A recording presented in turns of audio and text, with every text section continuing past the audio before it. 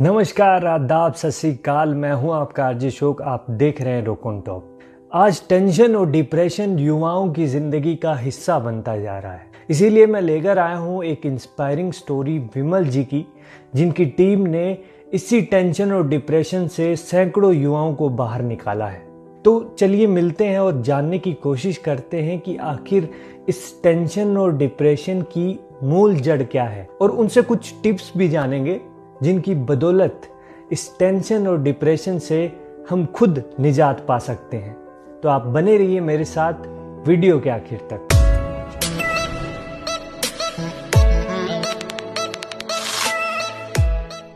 तो आज हमारे साथ हैं विमल जी, जो कि यो जिंदगी ऑर्गेनाइजेशन के फाउंडर हैं और काउंसलिंग भी करते हैं। विमल जी, बहुत बहुत स्वागत है आपका हमारे इस शो में। शुक्रिया। और मैं आपको बधाई देना चाहता हूं कि आज आपका एंगेजमेंट एनिवर्सरी है। शुक्रिया। विमल जी, हम स्टार्ट करेंगे। आजकल के जो युवा हैं वो स्पेशली टेंशन का शिकार हो रहे हैं, डिप्रेशन का शिकार हो रहे हैं। तो इसके मुख्य कारण आपको क्या लग रहे हैं, क्या हो सकते हैं? सबसे इम्पोर्टेंट है स्पीड। जिस स्पीड से दुनिया बदल रही है, जिस स्पीड से हमारे आसपास के लोग बदल रहे हैं, हमें लगता है कि हमें भी वही स्पीड पकड़नी है। और क्योंकि सबकी कैपेसिटी अलग अलग होती है, तो कुछ लोग उस रेस को पकड़ पाते हैं और कुछ लोग उस रेस को नहीं पकड़ पाते। ये डिप्रेशन का एक अपने को सेल्फ डाउट का पहला क्वेश्चन होता है कि ओके यार, ऐसा क्या हो रहा है कि मेरे अगल बगल के लोग ऐसा कर रहे हैं और मैं नहीं कर पा रहा हूँ। ये प्रोसेस ऐसा है कि कुछ लोग इससे कोप अप कर जाते हैं, कुछ लोग इससे कोप अप नहीं करते हैं। ये पहला क्वेश्चन। ये पढ़ाई का हो सकता है, जॉब्स का हो सकता है, फैशन का हो सकता है, सोशल मीडिया इन्फ्लुएंसिंग का हो सकता है। बहुत तरीके के अलग अलग तरीके होते हैं, तो जिसमें हम लोग एक रैट रेस में भाग रहे हैं और कोई पकड़ लेता है उसे, कोई नहीं पकड़ पाता। तो विमल जी, मैं आपसे ये जानना चाहता हूँ कि आजकल जो माहौल बन रहा है टेंशन का, और WHO भी यही कहता है कि 27 करोड़ जो पॉपुलेशन है पूरे वर्ल्ड में वो डिप्रेशन का शिकार है। तो मैं आपसे जानना चाहता हूँ कि वास्तव में क्या ये सीरियस मुद्दा है, इस पर हमारा ध्यान जाना चाहिए? बिल्कुल, ये एक बहुत इंपॉर्टेंट और सीरियस मुद्दा है, क्योंकि WHO की जो हेल्थ की डेफिनेशन है, physical health, mental health and wellbeing, इसके 3 सेगमेंट है। इन 3 सेगमेंट में से हम लोग सिर्फ एक सेगमेंट को पकड़ते हैं, physical health. Mental health and wellbeing को बिल्कुल टच भी नहीं करते हैं। ऐसा कंट्री, ऐसा देश जो बहुत बड़ा है, जिसपे बहुत सारे डिफरेंसेस हैं, बहुत सारी आइडियोलॉजीज हैं, इन सब के बीच बहुत बार अपने को मेंटली फिट रखना एक बहुत बड़ा चैलेंज है। अपने आसपास जो कुछ भी हो रहा है उससे कोप अप कर पाना एक बहुत बड़ा चैलेंज है। और हमारी कंट्री में अगर बात करें, मेंटल हेल्थ का एक टैबू टॉपिक में माना जाता है। मेंटल हेल्थ मतलब अगर कोई बोलता है कि मैं काउंसलिंग ले रहा हूँ या मैं किसी साइकोलॉजिस्ट या साइकेट्रिक के पास जा रहा हूँ, तो उसे मान लिया जाता है कि यार इस पे अच्छा कुछ गड़बड़ है, कुछ पागल वागल तो नहीं है। और आपको एक डेटा देता हूँ कि 2015 टू 29 एज ग्रुप में इंडिया यूथ सुसाइड कैपिटल था। सबसे ज्यादा सुसाइड्स हुए थे, और ये आंकड़ा बहुत खतरनाक हो जाता है इंडिया जैसी बड़ी कंट्री में। और मैं बात करूं तो ये आंकड़े अभी भी ज्यादा कम नहीं हुए हैं। साउथ से लेकर नॉर्थ से लेकर वेस्ट से लेकर ईस्ट से लेकर सभी जगह डेटा बहुत खतरनाक है, बहुत चैलेंजिंग है। विमल जी, मैं हाल ही फिलहाल की घटना के बारे में थोड़ा जिक्र करना चाहूंगा। जैसे सुशांत सिंह राजपूत ने अभी सुसाइड किया, और पूरे सोशल मीडिया पे, पूरे मेन स्ट्रीम मीडिया पे पूरी तरीके से वो जो इंसिडेंट है वो छाया हुआ है। कुछ लोग इस इंसिडेंट को इस तरीके से कह रहे हैं कि सुशांत बुजदिल थे, सुशांत कायर थे। क्या इस तरीके के कमेंट करना क्या ठीक है? कोई क्या करता है और कोई किस तरीके से उसे रिपोर्ट करता है, ये बहुत अलग अलग तरीके के चैलेंजेस हैं। और सोशल मीडिया एक प्लेटफॉर्म है जब हम जो एक्सट्रीम क्रिएट करता है, तब चाहे कोई भी घटना हो, घटना की रिपोर्टिंग किस तरीके से हो रही है, वो एक तरीके का एक्सट्रीम क्रिएट करता है। बुजदिली तो नहीं कहेंगे इसे, क्योंकि वो एक बहुत, हम सब में एक एनर्जी होती है। उस एनर्जी के टॉप पे पहुंच के हम एक ऐसे जोन में पहुंच जाते हैं जब हमें बहुत सारे कॉन्शियस नहीं होते हैं कि हम क्या करने वाले, क्यों करने वाले हैं।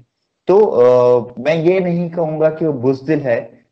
हर इंसान इस दुनिया में बहुत महत्वपूर्ण है। और जो जो हमारा संविधान भी कहता है कि हम एज ए पर्सन इंडिया की प्रॉपर्टी हैं।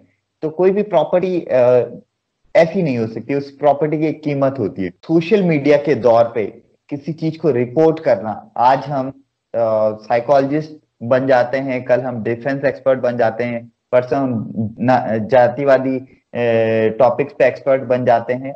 ये सोशल मीडिया का इन्फ्लुएंस है। हमारे लिए ये सिचुएशन खतरनाक इसलिए है क्योंकि जब कोई मौत हो जाती है, कोई सुसाइड अटेम्प्ट हो जाता है, हम उस दिन केयर करना शुरू करते हैं, और ये केयर का जोन सिर्फ एक हफ्ते के लिए क्रिएट होता है, या उससे ज्यादा इस पे बात नहीं होती। ऐसे बहुत सारे टॉपिक्स आप चाहे ले लीजिए एलजीबीटीक्यू के इश्यूज हो, चाहे जेंडर राइट्स हो, चाहे बहुत सारे इश्यूज है, इन सब की एक कोई घटना होती है, उसके बाद अचानक हमें याद आता है हाँ ये गलत हो रहा है, फिर एक हफ्ते एक महीने में ये सारे मामले ठंडे पड़ जाते हैं। जो ऑर्गेनाइजेशन आपने बनाया है यो जिंदगी ऑर्गेनाइजेशन, उसके बारे में थोड़ा मैं जानना चाहता हूँ कि किस तरीके से वो यूथ को एक अपॉर्चुनिटी दे रहा है और स्किल डेवलपमेंट पे फोकस कर रहा है, और उसके मेंटल हेल्थ पे फोकस कर रहा है, इमोशनल मैच्योरिटी पे फोकस कर रहा है, किस तरीके से वो काम कर रहा है। 2012 में यो जिंदगी स्टार्ट हुआ, और उसके स्टार्ट होने के पीछे एक घटना है कि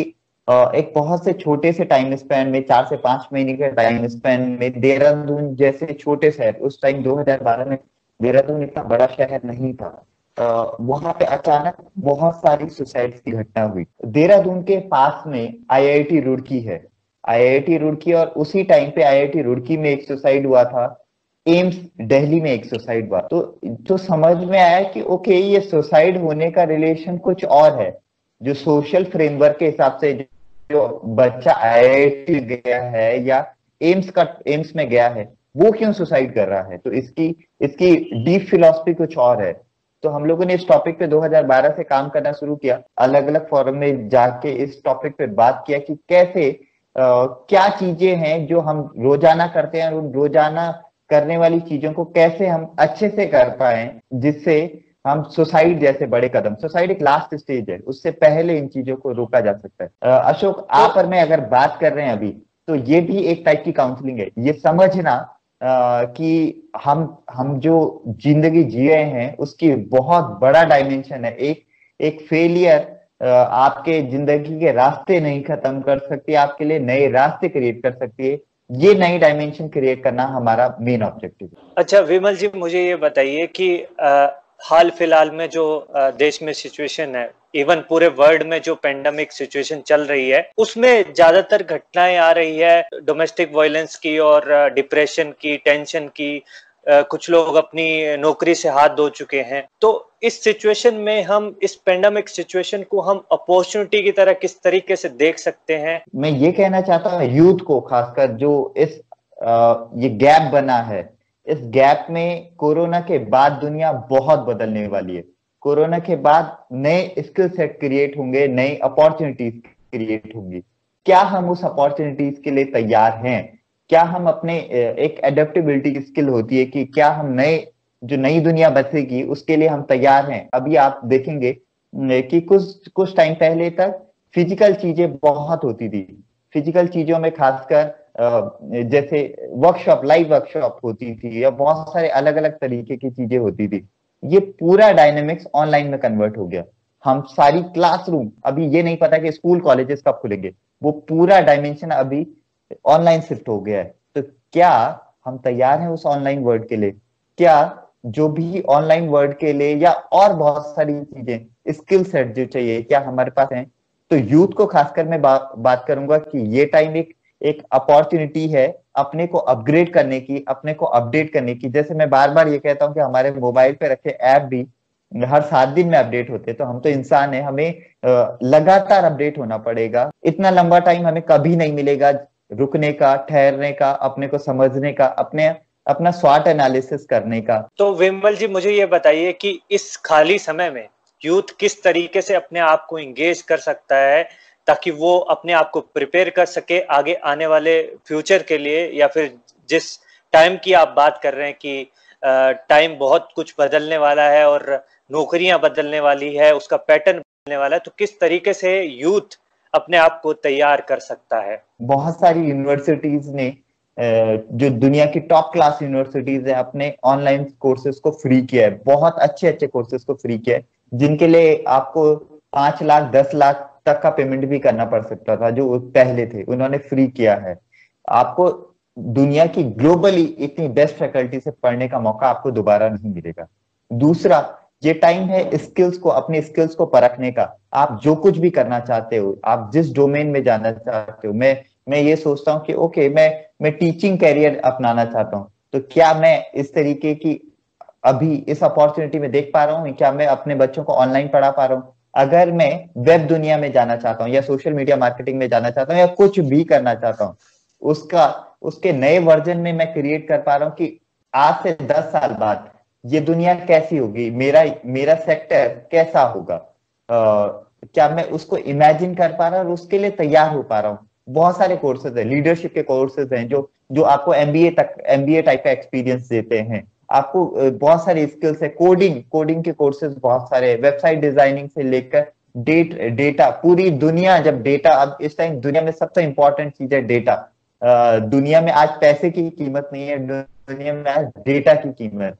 तो क्या आप डेटा एनालिसिस का कोर्स कर पा रहे हैं? ऐसे बहुत सारे अपने डोमेन के कोर्सेज निकालिए, उनमें एक्सेल कीजिए, क्योंकि सारे डोमेन्स तो मैं आपको नहीं बता पाऊंगा, आपको अपने रास्ते खुद ही तय करने होंगे और उस पर एक्सेल करना होगा। अब दुनिया, हम लोगों ने मोबाइल से पहले की दुनिया भी देखी है, मोबाइल के बाद की दुनिया भी देखी है। अब आप दूसरी दुनिया के लिए तैयार हो जाइए।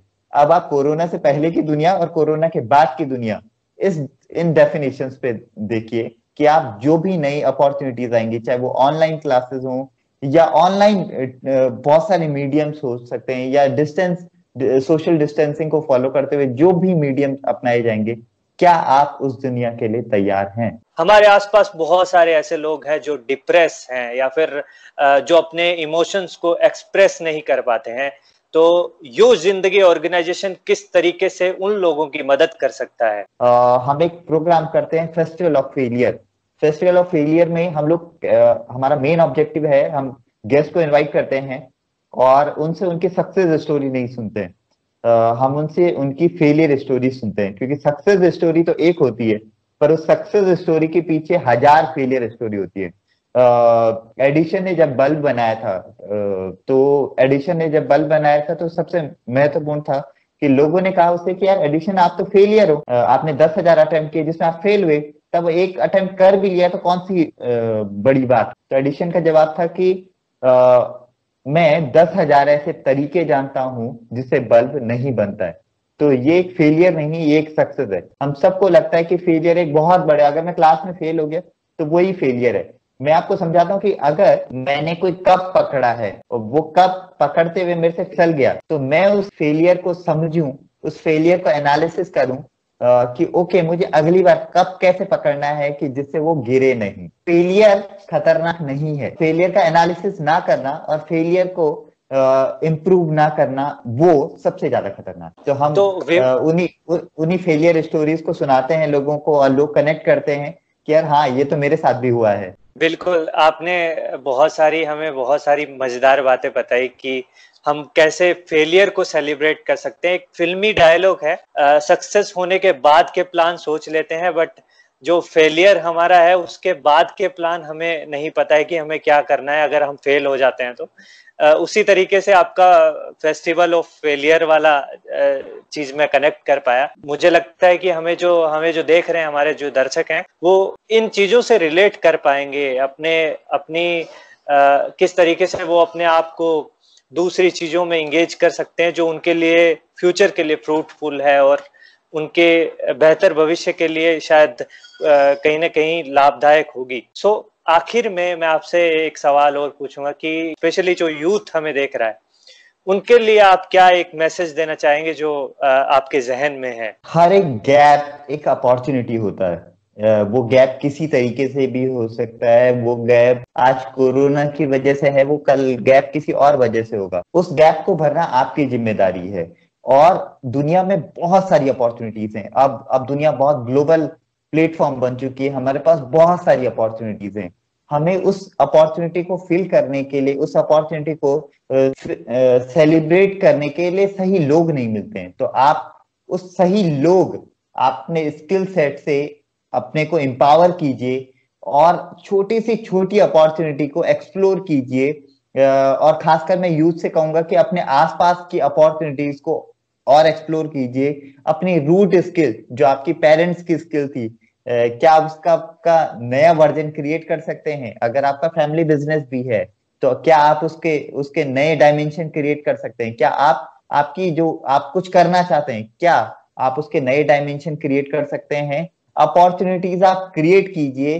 लोगों की कमी नहीं है, स्किल की कमी नहीं है, आपको अपना फर्स्ट स्टेप लेना पड़ेगा। वो स्टेप कैसे भी हो सकता है, आप उस स्टेप के लिए तैयार कीजिए। तो विमल जी, बहुत बहुत शुक्रिया हमारे साथ जुड़ने के लिए। और एक बहुत अच्छी बात जो मुझे लगी आपकी, वो ये कि आप हमेशा ये कहते हो कि हमें जॉब सीकर नहीं बनना है, हमें जॉब क्रिएटर बनना है। और जॉब क्रिएटर कैसे बनना है, वो हमें रूट, जो हमारी स्किल्स जैसे आपने अभी बात की, उनको आइडेंटिफाई करके उसमें कुछ इनोवेशन करके उस तरीके से हम सफर की तरफ बढ़ सकते हैं जहां पर हम कुछ लोगों को जॉब दे सकते हैं। तो बहुत बहुत शुक्रिया विमल जी हमारे साथ जुड़ने के लिए। मुझे काफी मजा आया और मुझे उम्मीद है कि हमारे जो दर्शक हैं उनको भी बहुत सारी चीजों का आइडिया मिला होंगे और वो नए सफर पर अगर वो जा रहे हैं तो कहीं ना कहीं मुझे लगता है उनको एक अच्छी दिशा मिली होगी। एक बार फिर बहुत बहुत शुक्रिया विमल जी हमारे साथ जुड़ने के लिए।